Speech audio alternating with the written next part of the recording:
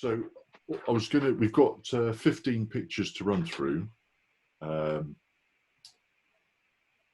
We had a committee meeting last Friday, and we've put together a schedule for the next couple of months, which I'll run through some of the highlights in a moment. One of the other topics that we discussed during the committee meeting was Zoom and how it's working out, and the way forward, or some ideas for the way forward. One of which would be to ask participants to mute themselves at the start of the meeting once we get underway, and then to unmute themselves to talk. Ian's just worked out actually that if you mute yourself, which I think is on most of your screens in the bottom left-hand corner, there should be a little mute icon. I'm not sure about those who are using tablets or phones, but on a computer it should be in the bottom left. But Ian's just worked out if you then hold the space bar down on your keyboard, it unmutes you whilst you talk, and then you can release the space bar and go back to a muted mode, which is useful. So that might just help with distractions if there's things going on in the background. So that would be useful if we could do that. Also, we're not going to try and stick rigidly to the 2 hours that we would be at the Camera Club. One of the comments that's come back as a response on email is that it's 2 hours is maybe too long to sit there. So even though we have a short break, it's because we can go straight through now, we're just going to do the program and then end the call whenever that would naturally finish. So if it's an hour and a half or whatever, then we finish at 8:30. So we'll do that going forward. And so today is obviously your 2 favourite pictures from 2019. Next week, there is no Camera Club. One of the other things that's come through on several emails and also via the membership survey was that members are keen to get out and about and to meet up in groups of 6, socially distancing and so on. We don't have any club insurance at the moment. It hasn't been renewed due to not being able to make the most use out of it. I am currently investigating the price of renewal, but so next week is an unofficial meet at Penzance. So the Penzance car park, because there's no car sharing, so it's a big car park. If plenty of people turn up, then there's a lot of parking spaces there, and social distancing and so on applies. So that's next Wednesday. The Wednesday after, the 22nd of July, Brian's going to do a quick talk to start with on the new features in Photoshop. And then after the break, we'll do pictures from Penzance. Now that's pictures from either the unofficial non-Camera Club trip next week, or the pictures that we took when we last went to Penzance just before lockdown. That was the last field trip we did. I think it was about the 3rd of March, perhaps, somewhere around there, 10th of March, somewhere around there. We were due to show those on the night when we went into lockdown. So we'll view those pictures after Brian's talk on the 22nd of July. 29th is competition night, looking down. On the 5th of August then, Ian's going to do a quick talk on triptych. I believe that was the case. Correct me if I'm wrong, but that's just from my notes here. And then after that talk, we'll look at pictures from the weekly theme. So we recently sent out a list of 25 topics as weekly themes. So 2 pictures from each member from those weekly themes after Ian's talk on the 5th of August. The 12th of August, we've booked a speaker. So a photographer called Steve Hedges professional photographer from up country somewhere, has contacted the club and offered a range of talks on Zoom. The one we've chosen from the list he gave us is entitled Creating Mood in a Photograph. So he'll be delivering that talk on the 12th of August. Not quite sure how that's going to run yet. I need to discuss that with you perhaps in the coming weeks, but I'm not available that evening to host the meeting. It's my son's birthday that day. I'm under strict instructions that I won't be doing a Zoom meeting that evening. So unless I can renegotiate the terms of that, here we go, we've got two more, just let two more in a minute. Then what I might have to do is. Well, hello, Darren. Hiya, Sue, all right? Hi, Yeah. Hazel. Hi, Darren. Hi, Sue. All right. Susan, I hope you brought some cake. Oh, yeah, I've got virtual cake. Yeah, right. I can't wait to be making you cakes again. I'm fed up with this business. We can't wait for your cake. It's awesome. Are you all right? Yeah, good, thank you. Now it's time to say I'm tucking into Swiss roll. Hello.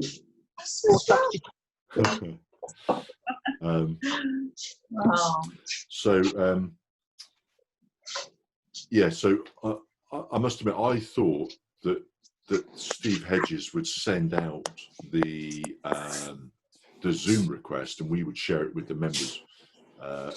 After exchanging emails with him, it seems that we send him the Zoom request and then he joins the meeting and then presents the talk. So we'll try and work that one out by the 12th of August. So something to look forward to then. The 19th of August, we're going to show a macro video from a chap. Can you remind me of his name, Ian? So I'm trying to do two things at once. Sorry, there's a chap. Oliver Wright.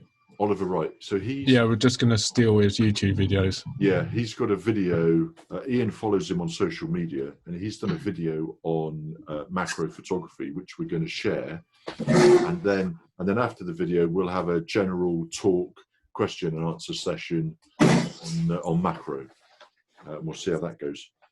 And then at the end of August, the competition is against the blue sky. So just as a quick summary, so we've got nothing next week, unofficial meeting at Penzance,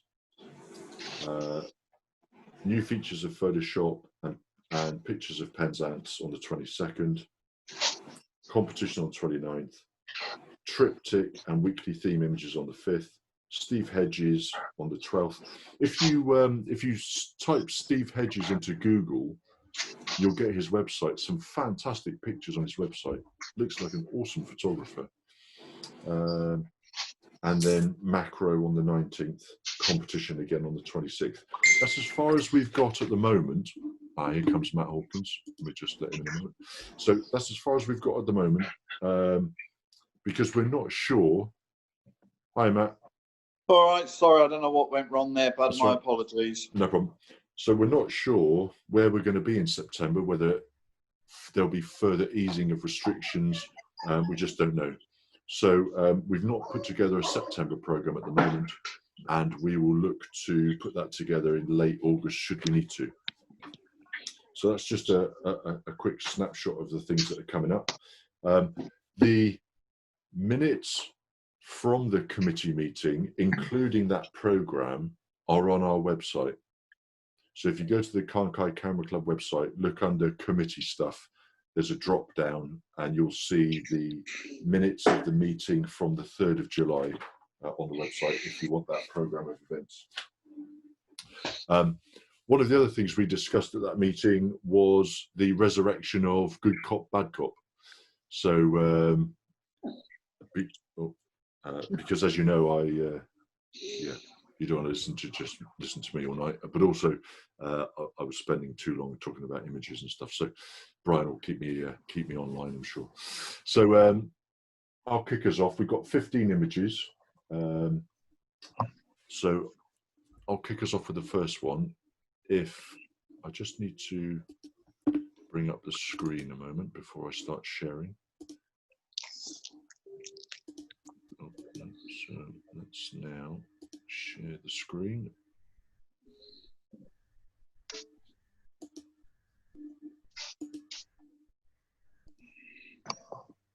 You all see that? Yeah. Okay, thank you.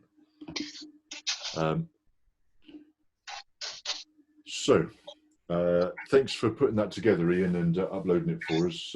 Ian's also given me a file, as usual, of all of the names against the image numbers. So I've got that just off screen. So, okay, so this is our first one. I just need to bring up, I've lost my Zoom screen a moment, so I just need to bring that up as well.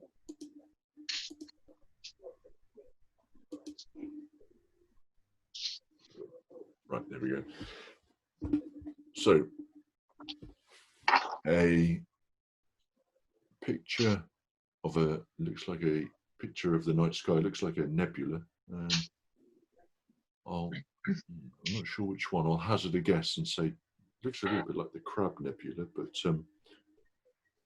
so we've got a subject which, for those that haven't shot the night sky before, that's an incredibly difficult subject to photograph. So I can appreciate the amount of time and effort that's certainly gone into this picture.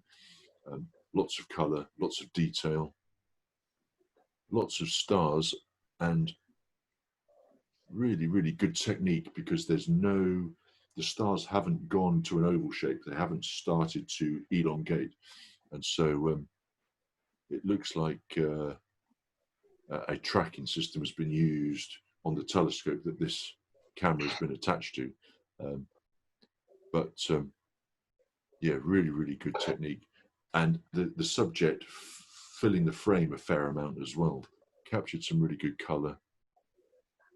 Lots and lots of detail, but and to some that may look like a slightly grainy image, but when you do exposures of this type, this might be a stacked image. It might be a combination of lots of images stacked, but it's an incredibly difficult subject and so to photograph and to get that much detail from. So that is a fantastic attempt. This one belongs to Matt.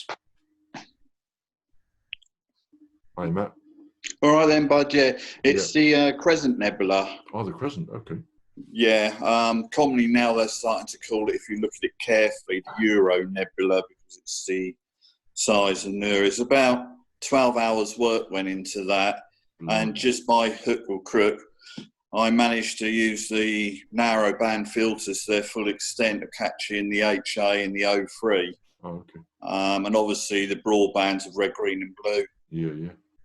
Awesome. Yeah. That is, because that's a whole series of images stacked.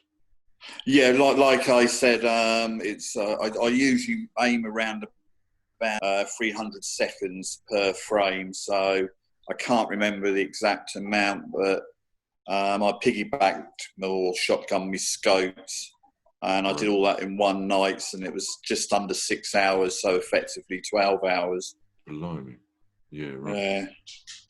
And then a lot of processing afterwards.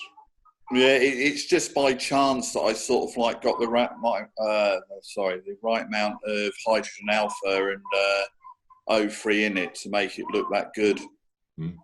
Yeah, awesome. Okay, Matt, thank you. So if I go on to the next one, Brian.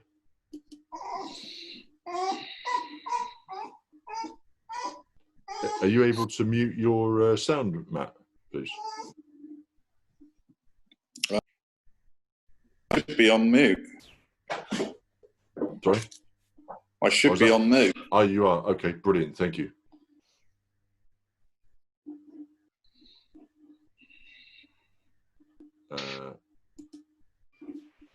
Brian, if you're going to critique, you need to be off mute.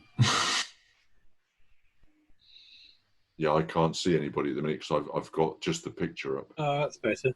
Ah, okay. There we go. My cursor had locked onto another window and I was pressing the space bar and nothing was happening. Right. He'd already said go to the next image. We'll move on. Yeah. Okay, well, I mean, what we've got here is obviously Concorde. Um, um, I would imagine it's quite difficult to take a photo like that because you're in a sort of pretty confined area. I don't know what lens has been used. I presume it's fairly wide, and even so, the very sort of tip of the nose is missing. That said, there's not a lot of distortion in it, and the lighting has been handled quite well. Yeah, I suppose it's an interesting composition to have it sort of angled across the frame like that, with the other planes sort of facing the opposite direction. But I don't suppose you had much choice, whoever took it, in the actual pardon me, the actual arrangement of the aircraft. Done quite well to get up there, I think, to take the angle coming down. I think if you're in a situation like that and you're in a sort of confined space and there's lots of other stuff around, you've got two choices really. You can either try and get an angle where you can get a sort of overview of the whole thing, or you can take the opposite view and sort of concentrate on little bits of detail. I think if you try and sort of compromise too much, you end up with just a fairly mundane photo. But I think this works, particularly the angle that the plane is at. I don't know that I've got much more to say about that, really. There's This one, Jason.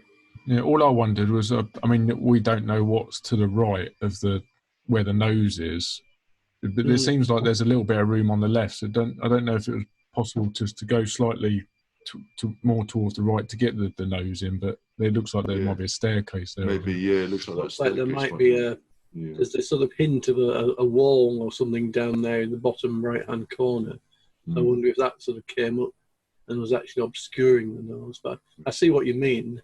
Maybe if the camera had swung the very slight bit towards the right, you might have got the whole of the nose in. Yeah. Is this the Fleet Aero Museum, Jason? I can't hear you at the minute. Is he still there? Yeah, absolutely. It's the one up at Yeovilton. That the Fleet Aero. Concorde has never taken passengers. Oh, okay. That was the second plane ever built, and all it took was test equipment and diagnostic equipment to test all the flights and all the systems on it before they put it into production. Yeah, because the in-service ones didn't have the red stripe, did they? That's right. Yeah. But he was right slightly to the right of it. It's a spiral staircase. You would come up the spiral staircase, then come to the left, and it would bring you to the staircase, which you would see just slightly on the left-hand side of the photo. And if you came into the hall from the other end, where the other staircase is, that just gives you access to come out of the Concorde, because you walk in through the tail end and come out through the nose. Right. Yeah. Yeah. Yeah. Awesome. It's a good job I didn't have to critique that one. I'd be talking about the aircraft all night. But, but no, that's good. I love that blue lighting as well. The way that blue light is shining off that roof, that adds quite a nice splash of colour. But But yeah, I think you've done well to a fairly chaotic scene, so to get something sort of isolated in there. So if I move to the next one, right, that's your next one. So I'm guessing, I'm just going to zoom in a little bit. I'm guessing that's the dorsal fin of a basking shark, maybe, is it? I don't know. Some texture on there, but I'm not quite sure. I think that looks like the head of a seal, doesn't it? Yeah. Just see its eye there, can't you? See the whiskers as well. Yeah, I wasn't sure what these were here. They're the whiskers. Yeah, okay. The eye is just above where you had the mouse there. There. Up, right, down. Okay. That fire. Oh, there. Yeah, I think that's its eye, isn't it? Oh, really? Okay. Yeah, I'm not sure. That's a kind of an odd-looking shape. I can't quite make that one out. But yeah, they sort of bob up and down in the water like that, don't they? Oh, okay. Yeah. So, because we've got some disturbance on the water here as well, which I think helps because it's a lighter patch, which that then darker object is against, which helps separate it out a little bit. but we also get a little bit of scale because of the boat in the background. But we've got some decent colours still in the shot. It's a fairly muted wash of colour, but at least it hasn't sort of. Sometimes in this sort of situation, you can end up with the whites looking a little bit blue, bit of a colour cast, but it's not looking too bad in this one. So yeah, foreground subject, background subject, giving it some scale, and you need that background subject to help. Well, both elements there need to be in the scene. If one or other was missing, it would be fairly bland. It wouldn't have any context. I think it could be cropped a little there. I think you could crop out some of that sky and present it maybe like this, which then makes more of those two elements that are the key part of the frame, and having them sort of horizontally opposed like that, sort of diagonally opposed. I think helps with the composition. But I think you could crop it in a little bit just to see a bit more of these two objects, because they are the focal point of the image. I think when you zoom out, they get a little bit smaller, and I think they just get a little bit lost. Do like the height that the picture's been taken at, though, and the way these two fishing rods break the horizon line. Horizon's nice and straight. It seems to be pretty sharp. This one belongs to Paul Garland. I don't think Paul's online at the moment, is he? No.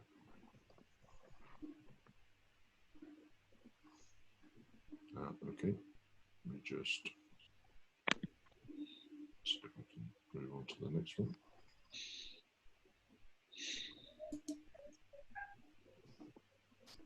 So there's the next one. Okay, so we've got a bird on a stick.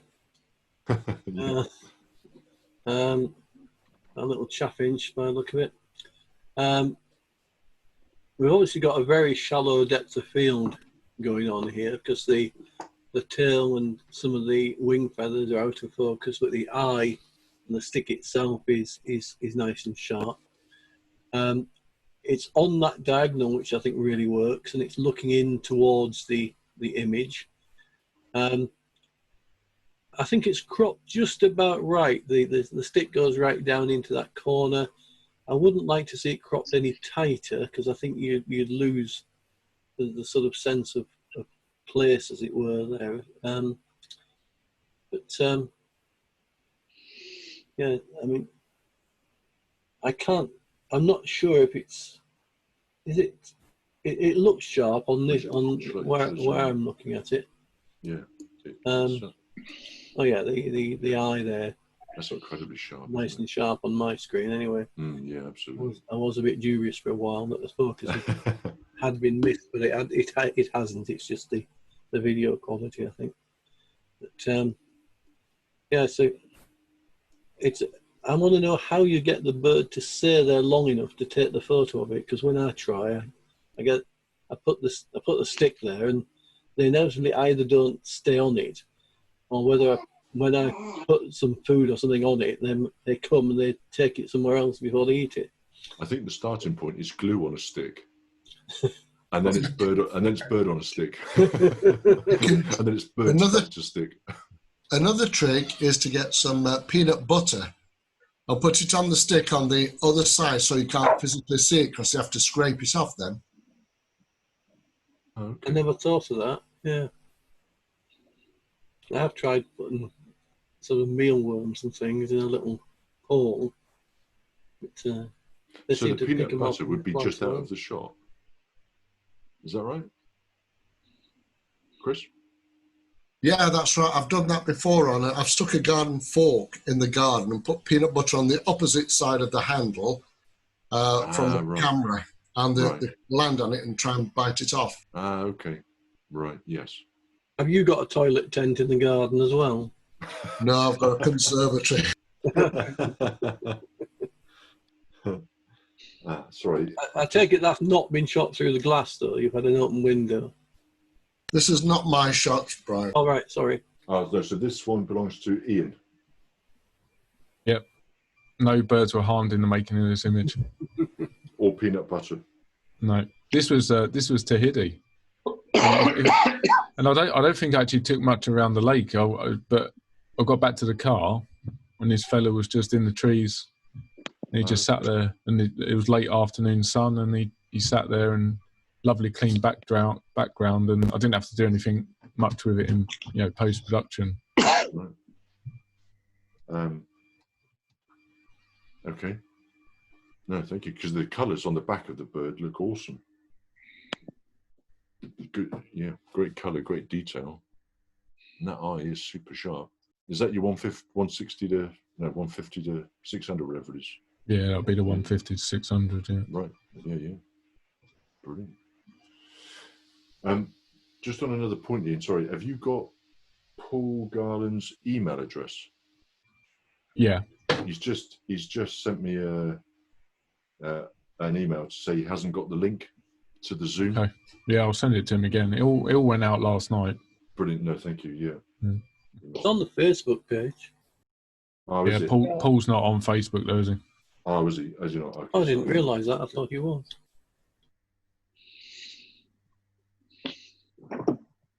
I'll just let him know it's on the way.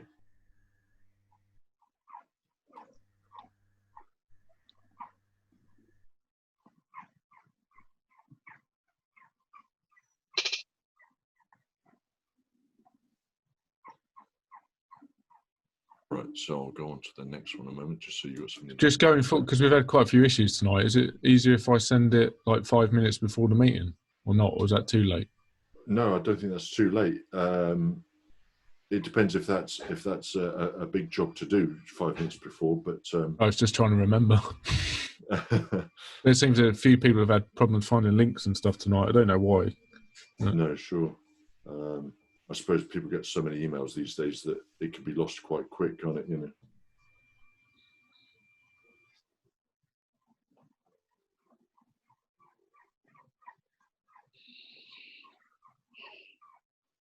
Right. So this is our next one.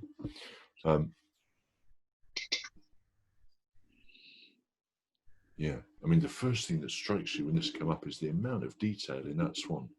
If I just zoom into that, wonderful amount of detail, both on the neck and on the back of the swan as well. Even in the areas that are bright, they've not burnt out, so you've still got detail even in here. And as we know from shooting swans over the years, they are a tricky subject because you've got the sun coming down, quite high in the sky, hitting that white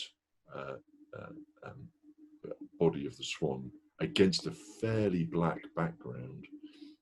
So there's quite a contrast in brightness between the environment that the swan is in and then the swan itself.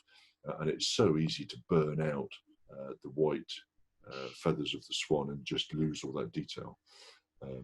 But this one's been done to good effect, not only to get the detail in the swan, but to also get some detail in the background so we can see the reeds in the background. So we get a sense of the environment that the swan is in.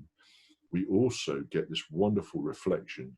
So trying to keep the intensity of the reflection, the detail in the swan, and stop the background blocking up completely black. Really, really tricky, but done here to great effect.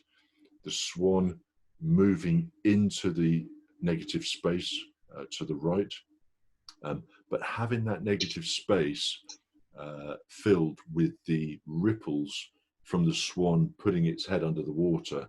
I take it it's just pulled its head up, and you've got these droplets of water dripping down off the beak of the swan, which just adds to the story as well. It gives you a sense of movement, even though the swan doesn't appear to be moving, if you see what I mean, because you can almost imagine it pulling its head up and then all the water dripping off the beak. So yeah, really well done, nice and sharp, gorgeous reflection, and a good crop, I think, of this one as well, because the reflection is coming all the way into the foreground, all the way to the bottom of the image here. You get to see elements of that reflection, and just a little snippet of the background, just as I said earlier, just to give some of the environment that the swan is in. So this one belongs to John Marshall. Would you like to add anything to that, John? No, on the day, I just love the way the light just came through in a shaft, really. The swan was actually covered in reeds, and there was just one gap, and the light on that swan was beautiful. Oh, awesome. So I managed to get it. Yeah. Was that down at Tahiti? No, that's down at Gwithian. Oh, Gwithian. Oh, okay. Yeah. No, that's awesome. Yeah, really like that. The contrasting colour of the beak, there's nothing else that colour in the image. It really makes the beak stand out, doesn't it? That orange just draws your eye wonderfully into the image. So we'll go on to the next one. So that's your next one.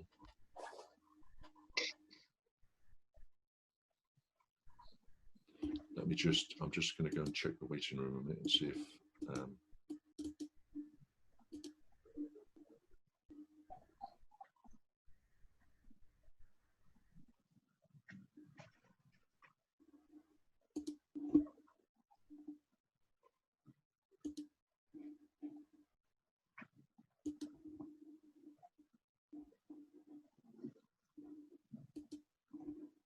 right. Can you all see that picture again? Yeah. I've lost my screen. It's disappeared somewhere. Okay.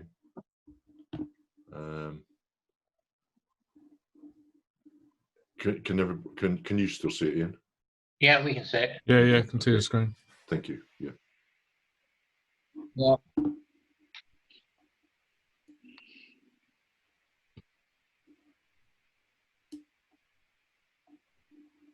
Yeah, you've gone on mute again, I think, Brian.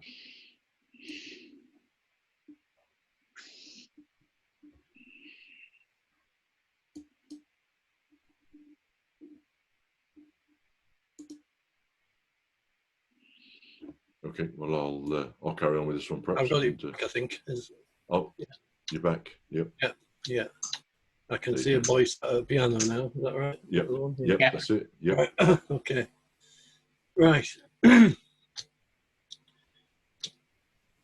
Okay. I like the sort of setting of this. You've got the young boy sat at the piano with the light behind him, casting the light down onto him and the piano itself. It's a nice sort of warm tungsten light, and that's given that extra sort of warmth and feel to the picture, as well as bringing out the sort of colours, I think, in the wood. And that contrasts quite markedly with the light up on the top right hand corner. I'm not sure that contributes a lot to the picture, to be honest. The top right hand corner, it's a bit distracting, but I don't see really what you could have done to get around it, because if you try to crop it, you'll lost some of the piano. There's a couple of things that I mean, it looks like an opportunist shot. I mean, the piano was there, the boy was there, and full use has been made of that. I mean, there's a couple of things that spoil it for me, and that's the sort of fire extinguisher that's right behind him. The red draws your eye towards it, and his clothing really doesn't match the scene either. He's sort of got the sort of casual clothing on there, but if you were setting this up, you'd have probably taken a lot more care and attention about it, and maybe dressed him in some more appropriate clothing, and moved the fire extinguisher, and maybe moved a few other things around. But I appreciate that's not always what you can do in the situation. This one is Jason's. Yeah, I agree with everything Brian said. It was opportunistic, and I don't even know if he was allowed to play the piano, but it was taken into the castle. And as soon as he saw it, he went straight to it. So it was just a case now of you've zoomed in like that. Pardon? Now that that's zoomed in like that, I think that looks a lot better. It's taken that distraction away from the top right-hand corner. Yeah. You're losing the effect of that light to some extent. You can't actually see the light. Oops. Right. My mouse just so if I zoom it in, so you can see its effect, but you can't really see the light. Yeah. I suppose the thing is, do you need to see the light to see its effect? No, I guess I mean, not. you could argue it either way, I suppose. I do like that. I mean, the light fits in. It's contemporary with the piano, and it does work with it in the picture. But I think it works equally without it there. You can just see the light from it coming through and across the piano. Yeah. It was quite. Sorry, Joe. No, go on, I was going to say it was quite a noisy shot as well when it was taken. It was awkward lighting in there, and it was just shot on auto ISO, and I think it took it at about 6,400. Yeah, there's a little bit of noise there. You can see it, but I mean, I don't know that detracts from the image really. I mean, in that sort of image with that sort of darkness, if you like, that sort of, it adds to the sort of moody feel. So I mean, I think we get too obsessed with grain sometimes. Sometimes I think it's good to have it there. Yeah, yeah. Especially if it's an old sort of period type shot as well. I think, I agree about the white area in the top, but I think that the staircase adds to the period feel of the image, doesn't it? Yeah, I'm just not sure about the bit where the light is a bit blown out coming through there's this big flare coming through here, which could have been tamed down a little bit, perhaps with an adjustment brush, maybe just on that bit. And there's a possibility, Jason, of a bit of cloning practice there. You might be able to do something with that. Even if you desaturate it a bit, it might help. Yeah, something for you to do when you get bored. Yeah, the trick with red is it does draw the eye. Yeah, that's it. Yeah. So if that was desaturated, then your eye might be drawn to the arm of the sleeve of the coat, which would help because it keeps your focus on your son.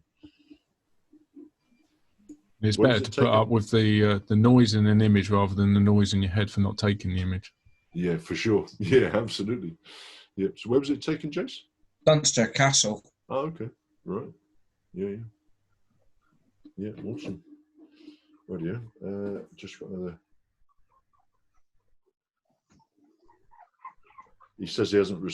Paul says he hasn't received the email yet, but we'll. Yeah, I've sent it again. Sure. Yeah, we'll carry on. And I reply. He sent me a message saying he hadn't got it, so I replied with the Zoom details on there. So. Okay, brilliant. Cheers, thank you. So let's go to the next one. This is your next one. Well, that's an awesome image of an owl. I'm just going to. So the first thing that strikes me is we've got awesome golden hour type light. We've got that color of light in the background, which is, and also on the foreground here, which is a very warm color of light, which gives a pleasant feeling straight away to the shot. And we've got this fantastic picture of the owl in its surroundings, soft focus on the background, limited depth of field, and some foreground elements here to sort of ground the foreground. But I think it could definitely do with a crop. I'm just going to crop in a little bit just to make more of the subject. I'm just going to position it on the third like that. I'm going to keep a little bit of the foreground subject. I'm just going to minimize it a little bit because there's quite a depth of foreground out of focus there. So I'm just going to bring that down a little bit and keep some of it. And I mean, the eyes on that bird look pin sharp. Let's just zoom right in. That looks fantastic, doesn't it? And the fact that the bird is on an angle as well, with its wings on an angle, just looks incredible.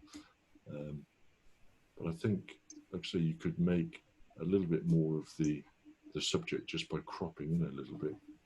And it then makes the subject a little bit bigger in the frame. but still keeps the overall essence of the shot and its surroundings. But that's an incredible shot to get it that detailed and that sharp.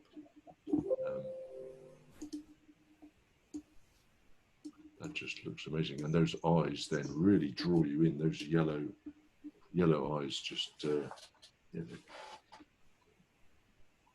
they are incredible, and the detail under the wing as well. So the light's coming in, well, obviously from camera left. We can see some shadow on the right side of the face, but there's still some detail. So whether there's some light bouncing back off the ground, the bird looks fairly low to the ground. So whether there's some light coming up and lighting under those wings, I don't know, because you can see lots of detail in there. But that looks incredible. This is John. Would you like to add anything to that, John? Yeah. I mean, this one is an environmental sort of portrait of the bird, if you like, showing it in its surroundings. Sure. I've got some that are virtually full frame, where the bird's wings are, literally from one side to the other. And that was probably 100 yards away, 100 meters. Oh, okay. Where I've got some from about 25 meters. Oh, okay. But I quite like that environment. Yeah. And the bird is moving across the frame there? It's actually coming towards us. Right. Okay.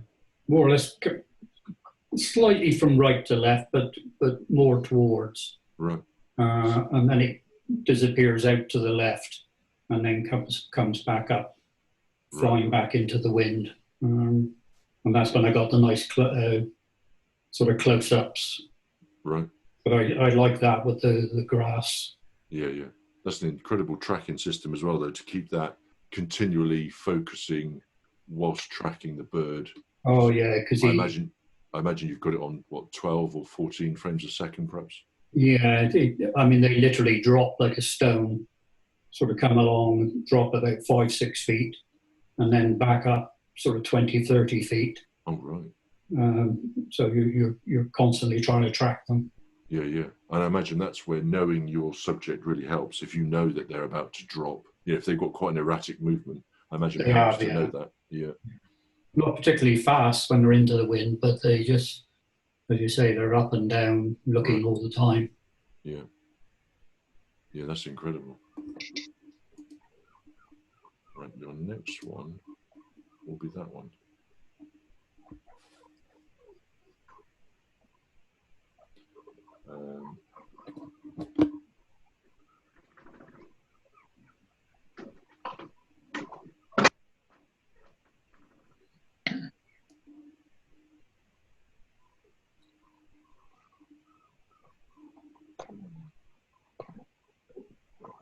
Not sure if you can see that one okay, Brian, whether you need that zoomed in or anything, but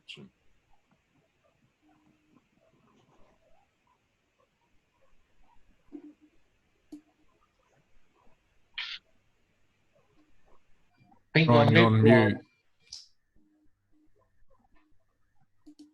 He hasn't got the hang of this, has he? Oh, that's better. I keep pressing the space bar when the cursor's in a different window and it doesn't do anything. Oops, sorry. Okay. Yeah, I was just saying that it's a grainy shot, but it's quite moody because of that, or it rather adds to the mood. You've got this sort of twilight effect, and the grain in the sky, particularly, I think, emphasises that. There's a sort of nice capture of the light there as it comes round and sort of shines across the frame. Lighthouses are always a sod to photo to try and actually get the light like that. I generally end up putting the light in afterwards. But that looks like it's real.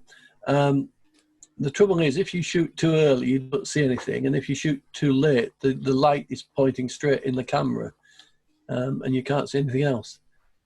So it's quite a well-timed shot as much as anything else. I think the fact that you've got this sort of twilight scene, but it's not quite dark, so you've got some light still in the sky, so you can make out the clouds and the structure in the sky. You can also see the sort of structure of the fields just about as well. in the foreground. I would imagine, well, judging by the way the light has been caught, it's a fairly short exposure, and I would imagine the ISO has been bumped up quite a bit to sort of compensate. Not sure if we can tell on these whether we get the corresponding. No, we've got no EXIF there at all, apart from the size. The trouble is, if you export from a lot of applications, they remove all the EXIF data. Okay, sure. Perhaps we'll have to rely on whoever took it to tell us more about it. Yeah, this one belongs to Paul, but I don't think he's come on yet. I've just checked the waiting room. He's not in the waiting room at the moment. So yeah, I don't know. I don't recognise the lighthouse either. I'm not sure where that one is. It's the Lizard lighthouse. It's Lizard, but it's from the Howsel Bay end, isn't it? Ah, right. Okay. Yeah, I didn't recognise that angle.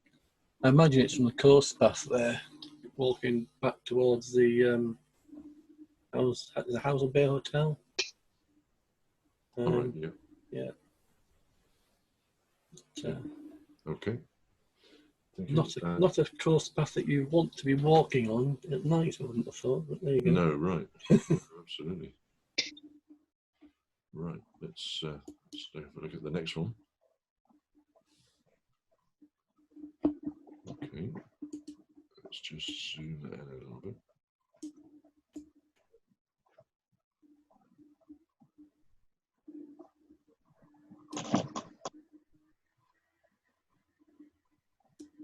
Okay, so a very wet animal. Can't tell quite what it is. It's the phrase "drowned rat" almost springs to mind, but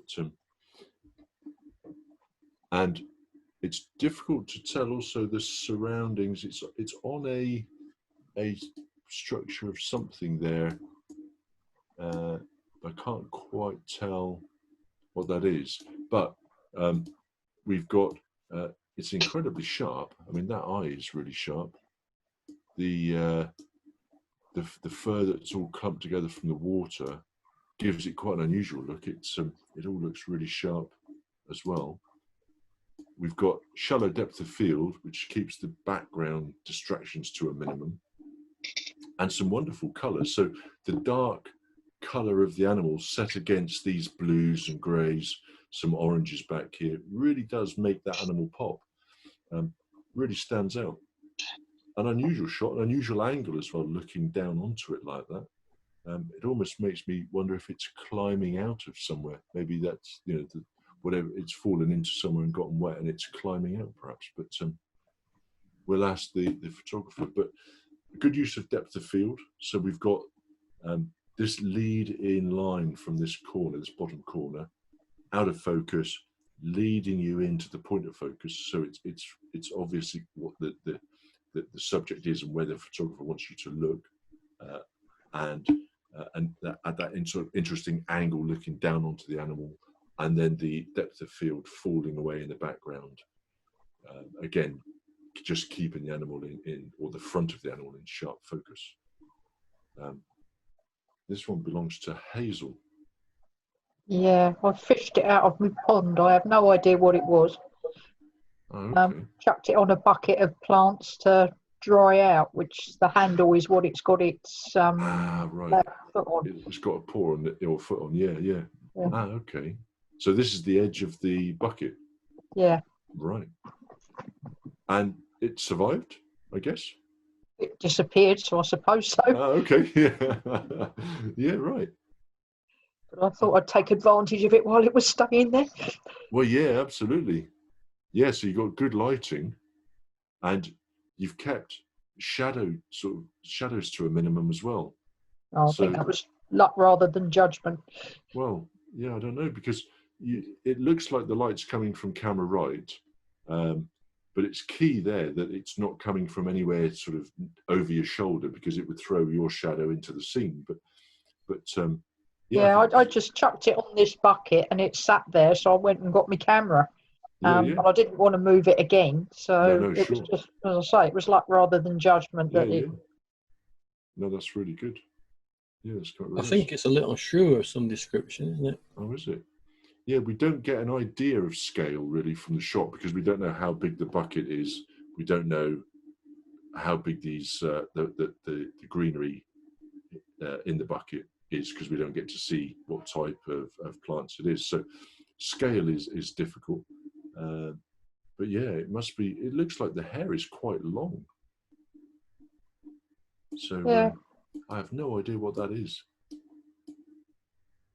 No, I didn't get to see it dried out to No, any more informative than that. No, right.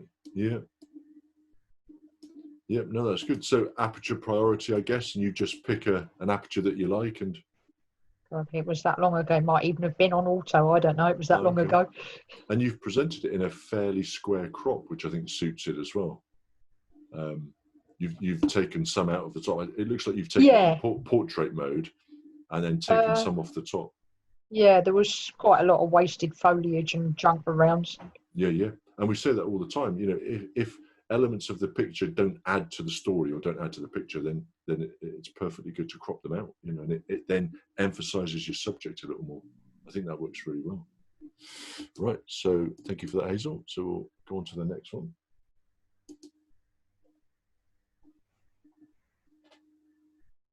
Okay, so we've got a nice shot of a bit of cow parsley. Quite easy to take a quite mundane picture of something like this, but it just shows you what you can do if you think about the subject a little bit more and think about the way the light's hitting it and so on. Because we've got this piece of, I presume it's cow parsley or something very similar anyway, and it's the photographer's put the cow parsley between him and the light source. I presume it's a setting sun because it looks like it's in a sort of natural setting with a fairly low angled light. But the way the sun is coming through the actual plant and the way the photographer is shooting into the sun has brought out that sort of something extra special in it. It sort of highlighted all the little fine hairs on the plant stem and highlighted the flower itself. It's also put it in a nice sort of setting. You can see that we've got the sort of main subject there in the centre.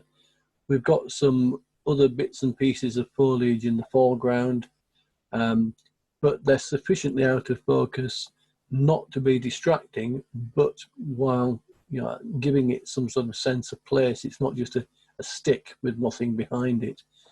And then you've got this other sort of head sticking up in the distance, out of focus enough not to be a major distraction. I can live with it. I'm not sure. It might be better without it. It might be better with it. I don't know. I think you could argue that either way.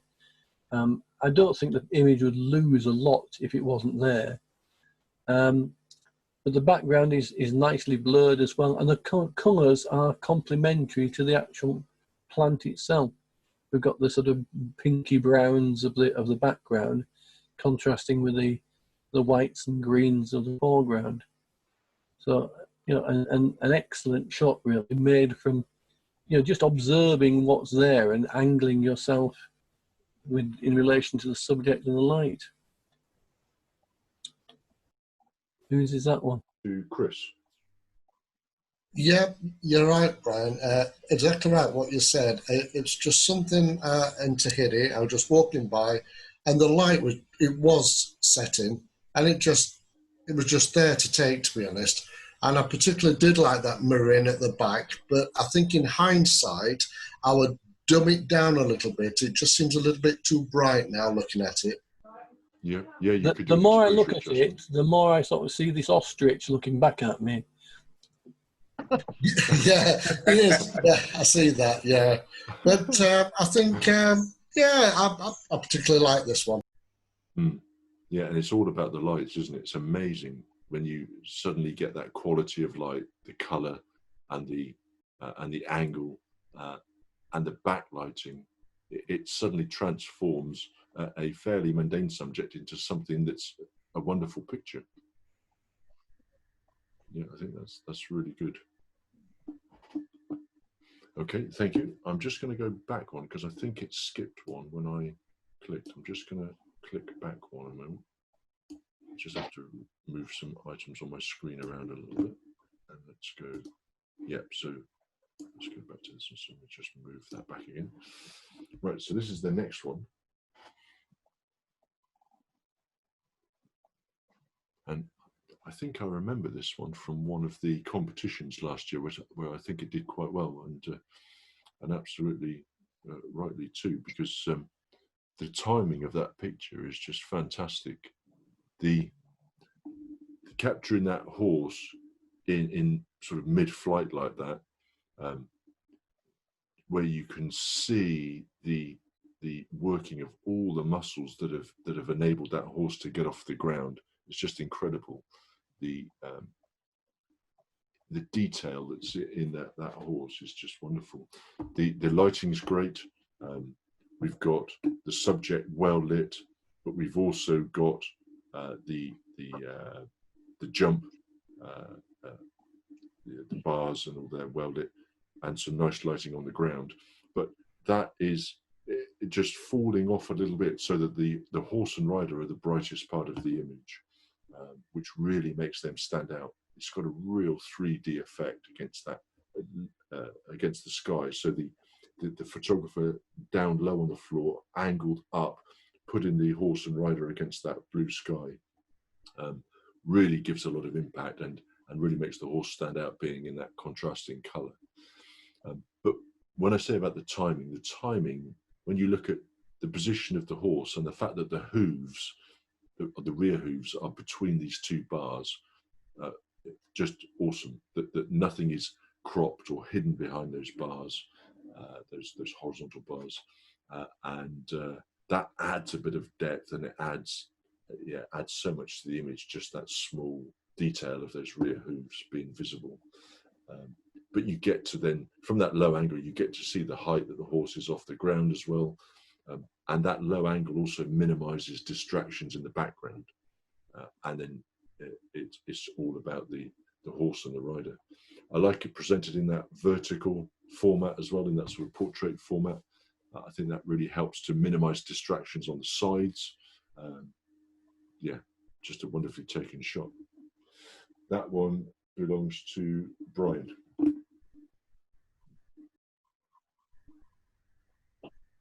Brian Williams. Nothing to add to that. All right, Brian.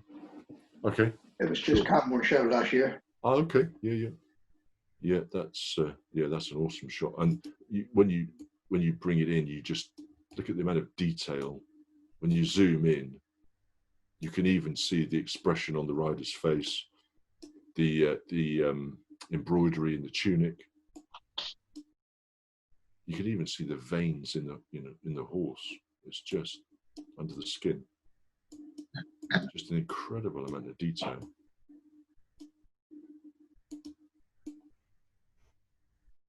Yeah, excellent. So if I just go, so we've done that one with Chris. So the next one is that one.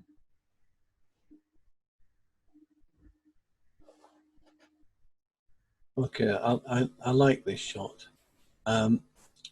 Again, it looks like an opportunity shot, maybe even a bit of street photography. But the way this little boy has been captured there, sat on that little sort of, I presume it's a step, it's not a potty or something, is it? No, I think it's a little step. I think it's a step. Yeah, the way he's sort of sat there looking up into that space in the top corner, and he's got that backpack on with the bear behind. It's just a sort of enchanting little photo, really. You've got also there's some people that you can just about make out in the background, one of whom seems to be lying down looking at her phone. Which again, that doesn't really bother me. I don't think it detracts from the main image. It's just a very strong photo of that little chap, and I think it works really well in black and white. It brings out the sort of structure of the image. I think if you'd have had that shot in colour, the colour would in some ways have detracted from the actual subject itself. I like the way it's been handled. I like my black and white to be black and white, not wishy-washy greys, and that works really well, I think.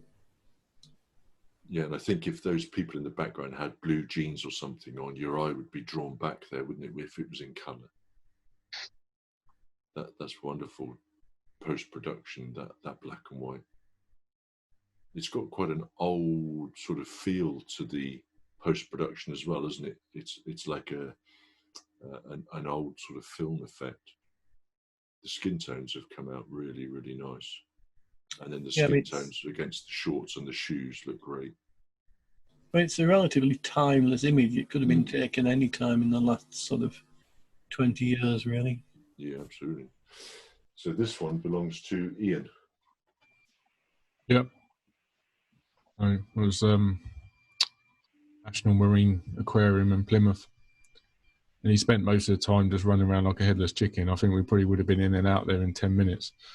But this is the only time there was a chap doing a talk, and he was really engaging actually, and it was the only time he sort of sat still for 5 minutes. He was transfixed.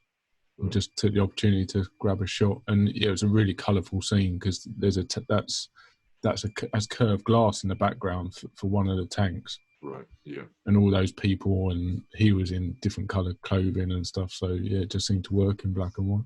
Yeah, absolutely. And they had those little stools there for them to sit on? He carried it around with him. They had them there at the start so that he could get up and look into the tanks and stuff. Ah, right, okay. Mm. Yeah, because it's wonderful to them sat on that.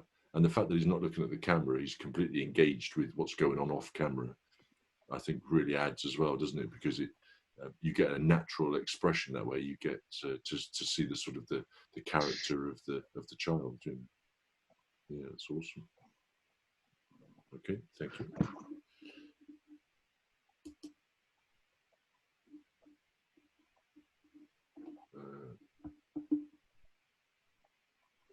One second, I think that's gone on twice. Sorry, so this is the next one. Yeah, this is the next one. So,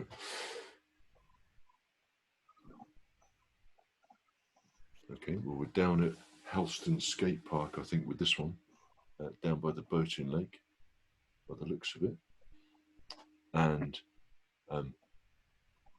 one of the key elements here, I think, is that ramp at the bottom. So I often find with shots like this that it's important to get something in the shot that, unless you want to sort of have a bike or whatever, it could be motocross or a BMX in this case, floating in midair. I think it's important to get some reference as to where they've come from or where they're going to. So just having that little slice of the ramp there at the bottom of the scene gives you that visual connection that looks like where he's going to land, because it's sloping in the direction he's going. That gives you that as the viewer, that reference that he's about to go down onto that and land on that ramp, which I think is quite important for the context of the shot. And you can see just sort of in the bottom left corner, it looks like a gap there. So maybe he's jumped that gap perhaps, and he's about to land on this. So it gives you that sort of part of the narrative, that storytelling sort of part of the image. I also like the fact that you've got those people in the distance underneath. So although they're in the distance, you get this sort of perspective and scale, if you like. It looks like he's sort of jumped over the top of them, although they're obviously further into the distance. But I think that's an interesting element, having them between the two wheels of the rider. And then the rider itself, well, sharp, good exposure. I like the fact that the photographer's got fairly low and looking up at the rider, which sort of elongates it, makes him look large in the frame, puts him against the sky, which adds a bit of drama as well. We've got everything sharp. So good shutter speed, good choice of shutter speed to keep everything sharp. It has frozen the wheels. Those wheels may be spinning, they might not. Difficult to tell, but there's no blur in the spokes. But that doesn't look, I don't find that looks unnatural in this shot. Maybe if it was motocross or something like that, it would look unnatural. You would maybe want a bit of blur in those wheels, but here, because he's a cyclist, it doesn't. But it's a wonderful storytelling shot. You can see the expression in his face. You can see the concentration. You can see that he's looking at his landing spot somewhere down here off camera. And the fact that these people these kids in the distance are looking at him, I think adds as well that they're watching what's going on back here. I think it's a really well taken shot. This one belongs to Chris. Yes, it was at Helston Skate Park, and believe it or not, I was a bit nervous addressing these guys because there are a lot of young kiddies there. But this guy took the lead and says, "Look, do you mind if I take any photographs? Is anybody upset about it?" And they all says, "No, you take them, mate, you take them." And I asked those two young lads to go and stand down there because that's the type of shot I wanted. Ah, right, okay, that's excellent, yeah. So it's, setting that up, really good. Yeah, I've taken some pictures of a guy down there before on the ramps who was doing back somersaults and things on the half pipe. And like you say, it can be difficult to approach them and ask them, but I actually asked them if they had an email address, and then I sent them some of the pictures as well. And they were delighted to receive that. So you often find that approaching people like that and asking them beforehand, they're more than happy to let you take the shots. And you can also then get into some positions that you may not have been able to get into without asking them, if you like. So I worked with the guy to ask him how close I could get to on the ramp. So I was lying on the ramp next to where he was going to land. And then you get this perspective of him coming almost right at the camera, But that's just the advantage of talking to people and sort of making it known what you're doing. And I found that those guys are always more than happy to work with you on getting some dynamic shots. Yeah, that's really good. Yeah. Thank you, Chris. So the next one is that one.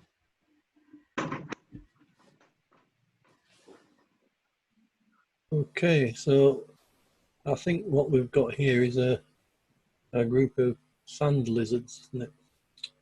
Something of this description, anyway.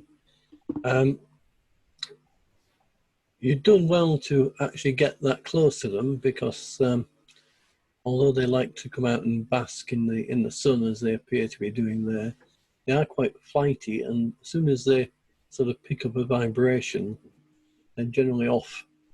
You don't really get much chance to get a decent photo, but you've done very well here not to get just one, but two of them. And one of them looks to be quite a mature adult. He's sort of curled round and he's got that huge tail which sort of curves right round in that spiral and goes right round behind him. So yeah, he's quite magnificent. I presume he's the male, and the little sort of squat one down towards the bottom is the female. That's the way these things generally work. But it's nice to get them there on that rock in their natural habitat. They sort of do blend into their background, but they're quite, they're lifted from the background, so you can actually make them out fairly nicely. And I think the colour in the background, the sort of purple and the green, that's quite nice and effective as well. I mean, ideally, you've got a piece of sort of brown crest there at the front, but I do appreciate that there's not a lot you can do about that because it looks like you must have been reasonably close anyway to get that sort of shot, and going any closer, they'd have been off. So nice to see them in the first place, and extremely good to get the shot as well. I love that splash of colour in the background. That really adds something to lift the shot, doesn't it? Yeah, that sort of purple with the green, it's a classic combination. And yeah, it does bring out that background, doesn't it? Yeah. And the fact that it's at the diagonal, I think, as well helps. Yeah. So this one belongs to Hazel. Yeah, I see him, or I assume it's a him anyway. I see him quite regularly down the Boldice Valley. As long as the dogs don't get too near and scare them off before I get there. Oh, okay. But I have to be honest, when I took that, I didn't even notice the second one until I got home and looked at it at the computer. Right, okay. Yeah. To be honest, I didn't even realise that that was taken in this country. That almost looks foreign with that splash of purple and then those sort of almost exotic type lizards. Sorry? That's heather. Is it? Oh, okay. Yeah. Right. Yeah, I think they're common lizards. I think I vaguely remember looking it up to see what they were. Right. Yeah, they could. Yeah, I think. Come think of it, I think the sand lizards are a bit redder, aren't they? Pass. But that male at the top, he's a magnificent specimen with that great big long tail like that. Because they are able to drop that tail.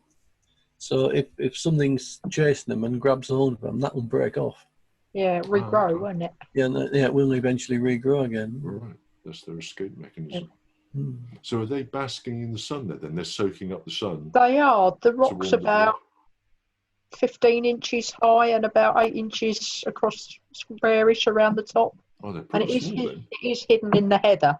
Right. And I tried to get right down at their level so I wouldn't scare them off by looming over them. Right, yeah. Yeah, because I imagine, again, going back to the shadow thing, if you cast a shadow over them, they're going to be off, aren't they? They'll see that movement and they'll be off. Yeah, but I do see them quite frequently. Right. But as long as the dogs haven't gotten anywhere near the rock. Yeah. Yeah. No, that's awesome. Yeah, really good. Okay, let's go on to... So this will be our last one. Is this one.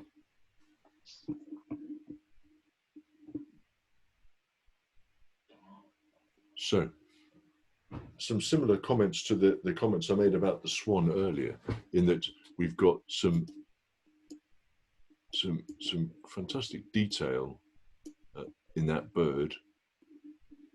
Again, difficult subject when you've got a white subject in the bright sun like that, to keep the detail in the feathers and not and get an exposure that doesn't burn everything out. Wonderful reflection as well, and a good crop to make the most of that reflection and put the bird on the third, which makes for a dynamic composition. But then when you look there, the fact that we've got a fish jumping out of the water, I mean, that's an incredible bit of timing to get that. And there's something that's gone into the water here that is that's making that fish jump out of the water. I'm just surprised, perhaps, that this white bird hasn't grabbed that already. But yeah, the timing is absolutely key in that shot to make something which this bird's got its wings out, dynamic, sort of shaking its wings in some way, creating some implied movement. You've got the movement of the fish, the movement of the water here, and whatever it is that's underneath, and sort of it looks like it's come from this direction down in the right hand side, looking at the disturbance in the water. So there's an awful lot going on, action within this shot, and even the fact that this bird looks like it's moving, the white bird looks like it's moving from left to right by the movement of the water here. Lots and lots of implied movement, but a wonderful exposure and incredible timing. I think this one, it's got it down as John Marshall, but it's John. Sorry, I think it's Brian's, isn't it? I think that was my mistake. Yeah. Right, sure. So is that one yours, Brian? It is, and it was at Ryan's Fields. Oh, right, yeah. and that black is a cormorant. Oh, right. And it was swimming underneath him around for about 40, 50 minutes. Right. What's swimming around the whitebird? No, yes. It was like it was aggravating it. I was with John Marshall at the time, and we was watching it do it. And so every time the cormorant got close, I was just taking 10 frames a second. Right. The actual fish was a bonus. Yeah, right. I didn't even know he had the fish until afterwards. No, that's incredible. Yeah, because it would be a dynamic enough shot with the bird under the water and the whitebird, but to have that fish in between, that's incredible. Yeah, really, really sharp. Okay, no, so that's brilliant. Thank you, Brian. So that's all 15 shots done. So let me just close that a moment, and I'll see if I can get back to the. There we go. So I can see you all on the screen. Right, there we go. Okay, so we've got, let's say, nothing next week, albeit it's an unofficial meetup down at Penzance. And then the week after, we'll look at those shots, or indeed the shots that you'd taken from the beginning of March from our visit to Penzance. And yeah, just looking at my notes back there. So, and the new features within Photoshop as well. It's the week after. So that is the week of the 19th, is it? Sorry, 22nd. So that'll be the 22nd of July. And hopefully, I know we had a few technical issues tonight. There was a couple of little bits and pieces, but I'm sure over the months we'll iron those out. And going forward, we're learning from this new Zoom process all the time. So I think it is, we're ironing out little snags as we go. Hopefully, you got something from that. And thank you, Brian, for also critiquing tonight. If nobody's got anything else to add, then that wasn't too bad. Sorry, I'll just say something quickly. Just Sure. In terms of the competition, I've had very few entries, so there's only a couple of weeks left. So looking down, if I can get your entries in. Sure. May I ask, Darren, lens calibration system, is it on the laptop that you're using now? Because Ken and I would like to use it to calibrate some lenses. Would it cause a problem? I think it is on this laptop, isn't it, Brian? I'm using the club one. Sorry, you're on mute at the minute. You're on mute, Brian. Sorry, yes, it is on the club laptop. It might need to be reactivated. If it does, just let me know and I can get that done. Okay, so you want to borrow the club laptop, Chris? Is that all right? Well, yeah, absolutely. Yeah, I'll just need it back before. So it'll be the Tuesday, the 21st of July, because I'll need to download the images. I can only do the Zoom from this club laptop.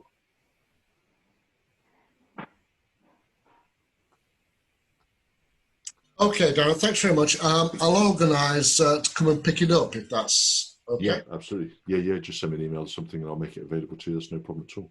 Okay, thanks. Yep, right here. Okay. Any more? Okay, thank you. See you all next Wednesday. Yeah, or some of us. You can't wait, can you? Okay. Okay.